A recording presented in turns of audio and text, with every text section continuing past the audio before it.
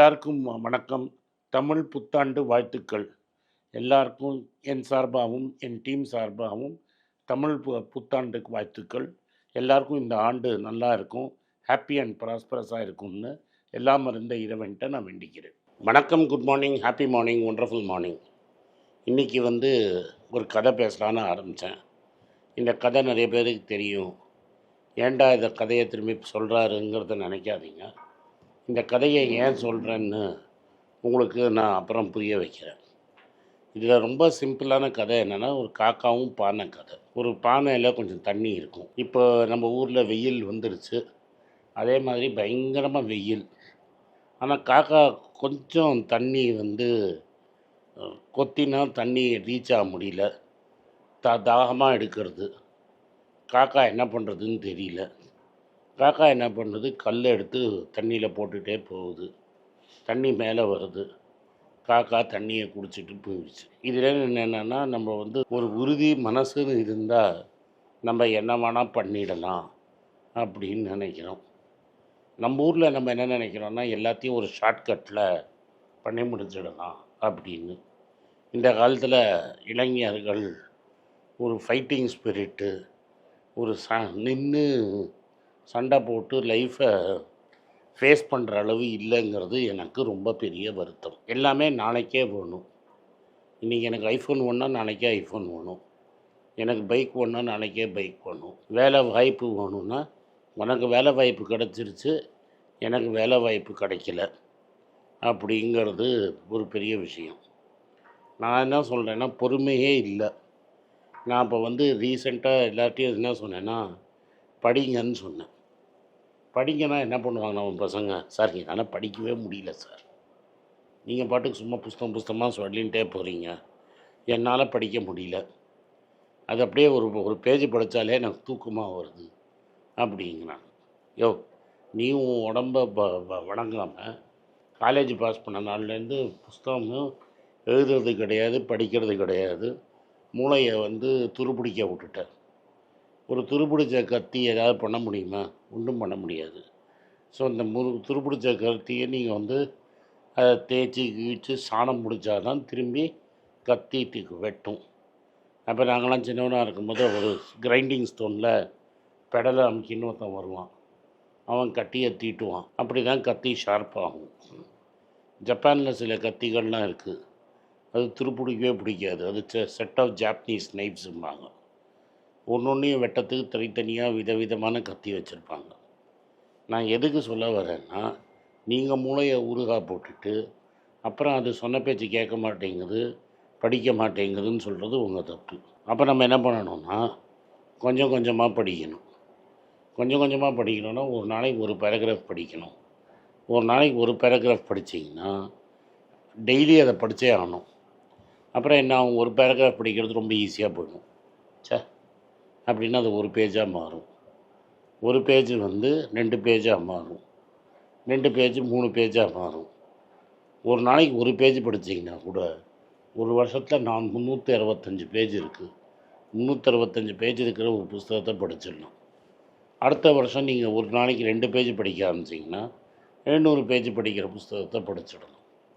ஆனால் நீங்கள் என்ன நினைக்கிறீங்கன்னா, இன்றைக்கே அதை படித்து, இன்றைக்கே எனக்கு அது புரிஞ்சு, அதில் இருக்கிறத நான் பண்ணி நான் சக்ஸஸ்ஃபுல் ஆகிடணுங்க. நம்ம வாழ்க்கையே அது மாதிரி ஆகிடுச்சு. முன்னெல்லாம் நாங்கள் சினிமாவை நம்மளாம் பொறுமையாக ஒரு 3 ஹவர் உட்காந்து பார்க்குறோம். நான் இப்போ 15-20 வருஷமாகவே சினிமா பார்க்குறத விட்டேன்.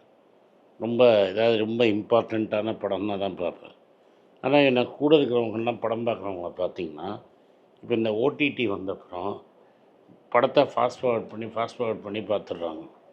3 ஹவர் கஷ்டப்பட்டு ஒரு டைரக்டர் படத்தை எடுத்தான்னா 2 மணி நேரத்தில் அந்த படத்தை முடிச்சிடுறாங்க. இல்லாட்டா என்ன பண்ணுறாங்க, ஒரு பாஸ் போட்டு மற்ற வேலையெல்லாம் முடிச்சுட்டு திரும்பி பார்க்குறாங்க.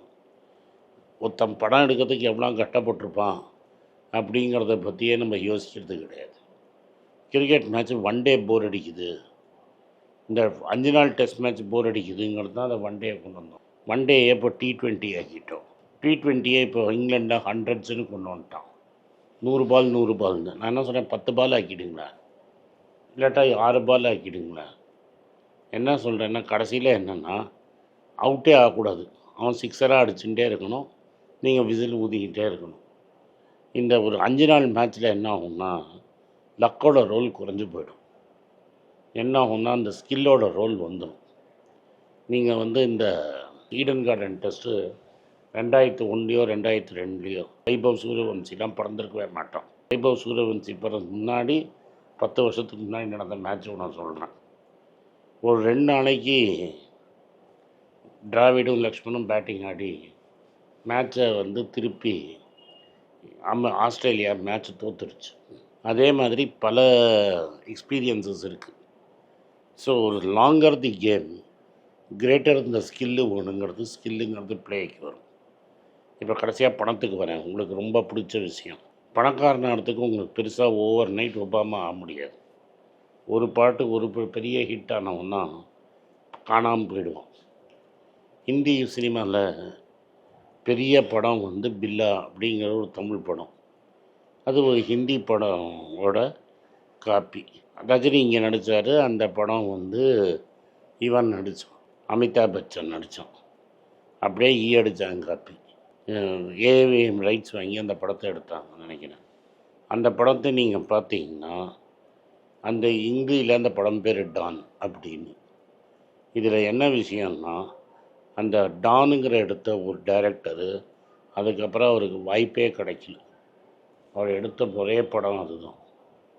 ஏன் எதுக்கு அது ஒரே படம் எடுத்தால் அந்த ஐகானிக் கல்ட்டு மூவி, அதோட அவன் கேரியர் ஓவர். இப்போ நான் எதுக்கு இதெல்லாம் உங்களுக்கு சொல்ல வரேன்னா, இந்த ஃப்ளாஷ் இன் பேன் மெட்டீரியல் ஆகிறதெல்லாம் வாழ்க்கையில் ஒன்றும் பண்ண முடியாது. நீங்கள் ரியலாக பணக்காரன் ஆகணும்னா இந்த பஃபட் தாத்தா மாதிரி அப்பப்போ கொஞ்சம் கொஞ்சம் காசு எடுத்து போட்டு அதை அப்படியே மெதுவாக உட்காந்துக்கிட்டு பணமான மல்டிப்ளை ஆகி பணம் வேலை செஞ்சால் தான் நீங்கள் பணக்காரனாக முடியும். கொஞ்சம் கொஞ்சமாக பணத்தை போட்டுக்கிட்டே இருக்கணும். அந்த பணம் பெருசாகும். அந்த பணம் இன்னும் க்ரோ ஆகிட்டே இருக்கும். ஏன்னா இப்போ நான் ஒரு 10 ரூபா சேர்த்துட்டேன்னு நீங்கள் உங்களுக்கு ஆனால் 1 லட்ச ரூபா ஆகிடுச்சுன்னு வச்சுக்கோங்க. வருஷத்துக்கு 8000 ரூபா வட்டி வர ஆரம்பிச்சிடும். அதுவும் வலிக்கும். 25 லட்ச ரூபா ஆகிடுச்சுன்னு வைங்க, வருஷத்துக்கு 8000 × 25 ரூபா கிடைக்க ஆரம்பிச்சிடும். அங்கேருந்து வண்டி ஃபாஸ்ட்டாக ஓடும். 1 கோடி ஆகிடுச்சுன்னு வச்சுக்கோங்க, 8 லட்ச ரூபா 9 லட்ச ரூபா கிடைக்க ஆரம்பிச்சிடும். அப்போ வண்டி இன்னும் பிக்கப் ஆகும். அதனால் நீங்கள் பீரியட் ஆஃப் டைம் லாங்காக இருக்கணும். நீங்கள் போடுற அமௌண்ட்டு எவ்வளோ சின்னது வேணால் இருக்கணும். ஆனால் ஒரு பீரியட் ஆஃப் டைம் கொஞ்சம் கொஞ்சமாக அதை இன்க்ரீஸ் பண்ணிகிட்டே போகணும்.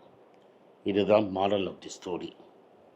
அதனால் இது பண்ணிங்கன்னா பணம் நிரந்தரமாக இருக்கும்.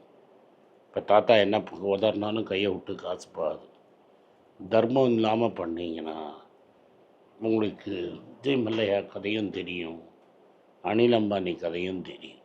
என்றைக்காவது ஒரு நாளைக்கு கையை விட்டு எல்லாம் போயிடும்.